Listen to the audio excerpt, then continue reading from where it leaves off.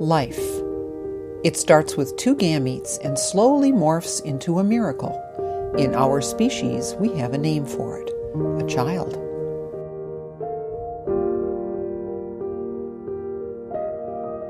In every child, there are two sides to life, each as vital as the other, the spiritual and the physical. Each requires nurturing, and this is done by family. Out of family comes life, but with life comes brokenness and the pain of loss, the loss of family. There are 153 million orphaned children in the world today, each of these broken by the loss of a family. But for every brokenness, there exists redemption. Brandon Wellborn was adopted at the age of 3 by his mother. I was adopted. I was mainly abused and starved, so I was kind of forced out of my home into an emergency foster care. And Sandy, my mom now, who adopted me, she didn't want to adopt at first actually, but the woman over the foster care, she actually knew my mom and kept pestering her about, come look at this kid, you know. He's so cute, just come look at him, see if you want him. And Sandy didn't want to adopt. So when she got to the foster care center, she said, if I choose Brandon, then I will adopt him. And she had not seen a picture of me or anything, so she chose me, ended up adopting me. And so I lived in a foster home for a few months, and then in October, I was officially adopted to Sandy. As a young child, Brandon had been refused the love and care most children take for granted. Basic needs like food seemed a luxury to him. I don't remember, but going into foster care and after I was adopted, I did have some issues because of all that I was going through before then. I'd always hide my food because I didn't know if I was ever going to eat. I was scared of everything.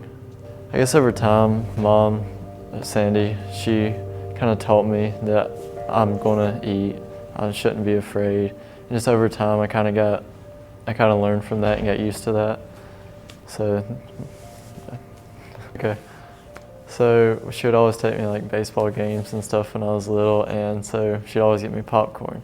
And whenever the popcorn would run out, I'd always freak out because I was like, oh no, I'm not going to get to eat anything else. And then Mom, every time she'd be like, no, I'm going to buy you more. It's going to be okay. And same with like cereal, like whenever the milk would run out, like I'd always freak out and I wouldn't think that I was going to get any more milk because that's what the first 2 years, that's how I grew up. I didn't really eat. Brandon is grateful for his mother and for the discipline she instilled in him while growing up. She disciplined me, which I had not had before, and kind of made me the person I am. He celebrates his adoption day every October with his family, which over the years has grown to include a father and 2 younger siblings. I don't have anything against adoption. Personally, I would like to have my own children. But if it comes down to it and I had to adopt, I would not have any problem with it. I think it's a good thing. I do believe there's a home for every kid out there, as long as there's enough people willing to take in the child. Brandon is greatly influenced by his Christian faith, which has informed his personal identity.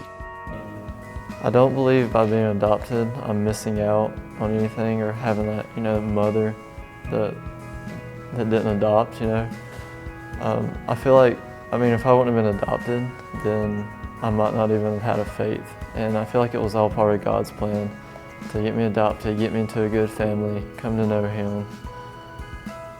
I feel like that was what was meant to be.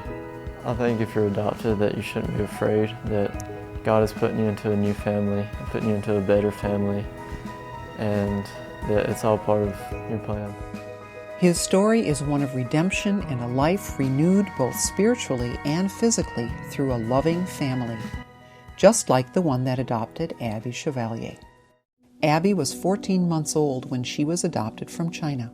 My mom, when she was 14 years old, she felt God calling her to adopt a little girl from China. And so 20 years later, her and my dad, they started the adoption process and all the paperwork and phone calls and meetings. And then once that was all settled, that was about a 2-year process. They went over to China and they got me. Because she was little, Abby doesn't remember much about her time in China and doesn't feel the need to meet her birth parents. It's not like a necessity. There's the language barrier and there's a culture barrier. And I'm just like really happy with my life. A lot of the times we see stuff like people just going on these giant like trips to find themselves and find their true parents and like stuff like that. But I don't think that's something I need to do. So Abby has 4 older siblings, all biological to her adopted parents, but she's had no problem adapting to her family and American culture. Being adopted is a monumental part of Abby's testimony. Had she not been adopted, her life would have been far different. With the one-child policy still holding a tight grip in China, many children, often girls, end up in orphanages. We've watched documentaries in like English classes about, the one-child policy. And so when I was in China, I was in an orphanage. And so I think I would have either outgrown the orphanage or have been kicked out. I would not have been given educational opportunities, and I probably would have had to join the workforce or just been roaming on the streets. God's very much a heavenly Father, and so I think with being adopted, it's easy to correlate. You don't have to necessarily be biologically and genetically apart in order to have that relationship. Like Abby, Emma Baker was also adopted from China. Emma's mother, Amy, had always wanted to adopt, but being a single mom, the process wasn't as easy. After months of paperwork, she was finally able to fly over and get her daughter. Emma was adopted when she was 1, and a few years later, they went back to China to adopt another little girl named Anna. My mom, she always prayed for adopting. She knew she was going to adopt. Even when she was young, she just wanted to adopt. And she talked to my family about it, and they were all like, yeah, you should adopt, you should adopt. And she knew that she wanted to adopt from China. So she just put in a request, and they told her pretty much, this is your little girl, and you're gonna go get her. And so she had to go through all this paperwork and through the government and everything. And she's a single mom, so she has always wanted to adopt and have somebody with her. And at that time, it was a little bit easier for her to adopt. Nowadays, it's a little bit harder for single parents. For Emma, family is not limited to genetic similarity, but lies in support and being there for one another. People ask all the time, do you want to know your parents? Does it make you sad that you don't know them? No, I mean, I'm really happy with the family that I have here now, so I don't think so. The transition from loneliness to companionship can be difficult right after adoption. When you finally find someone who loves you, you never want to let them go. My mom told me that when I was little, I used to just always follow her around, and I never wanted her to go anywhere. Even in the house, I would follow her from one room to the next. She even told me, she was like, you were like my dog, you just didn't leave me alone. So as I got older, our relationship it's always been strong, but it's definitely gotten stronger because now I see where she comes from, and I realized that I was very selfish when I was younger. I used to always want her time. But we have a really good relationship because she was my best friend for a long time, and she still is. Emma has found comfort in her faith. Not only is she grateful for the physical home provided for her, she has also found love in her spiritual home, one which has endowed her with a heavenly Father. Not everyone has such an easy story. Alina Conrad was adopted at the age of 5 along with her 2 biological sisters. Her biological mother became pregnant when she was young, and like many struggling mothers, she turned to prostitution to earn money to fund her abusive alcoholism. Her name was Olga, and she was into prostitution because that's what they grew up with up there. And so she had Yana when she was really young. She had us all when she was really young. And she became an alcoholic, an abusive alcoholic. So we were all abused when we were younger. And we were all abandoned as well. She would leave us in the closet and go do her job, and the neighbors would complain about it, and the social services would talk to her and tell her, this is your last chance, this is your last chance. And she said that she was going to fix it all, but she ended up never changing her lifestyle. Social services removed them from their mother and put them in an orphanage, but that brought a whole new kind of terror for Alina and her sisters. Me and Yana, we were put in an older person orphanage, and for the longest time I didn't know I had a little sister because she was taken to a younger orphanage where the littler kids were, and we would share a twin bed, and so we were taught to lay on our sides and put our hands underneath our pillows, and if we got up in the orphanage, we got in trouble. We had to go sit in a corner. They said that if we got up out of our beds, then you get punished. You don't get to sleep in the bed for the night, so you got to sit in the corner. So your goal was, if you got to use the bathroom, wait till the morning. And for meals, they had nothing. They had just radish and cabbage soup. Alina's parents were originally looking to adopt boys, but God had other plans.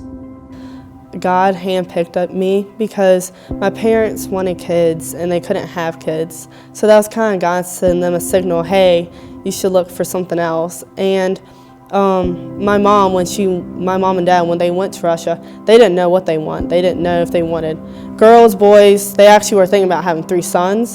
So they went looking for sons, and someone was like, hey, there's 3 sons here. You want to go look at them? So they're like, yeah, we'll go look at them. And then they found a video of us that was sent to them, and they just fell in love with us immediately. And they decided to get all 3 of us. And that's kind of hard because that's going from no children to 3 immediately. The transition to their family wasn't easy. After such an abusive childhood and the struggles of orphanage life, Alina and her sisters wrestled with the past. Because of the abusiveness, we had to go through therapy, and our parents had to understand our past and try to figure out what to do to help us to get out of that.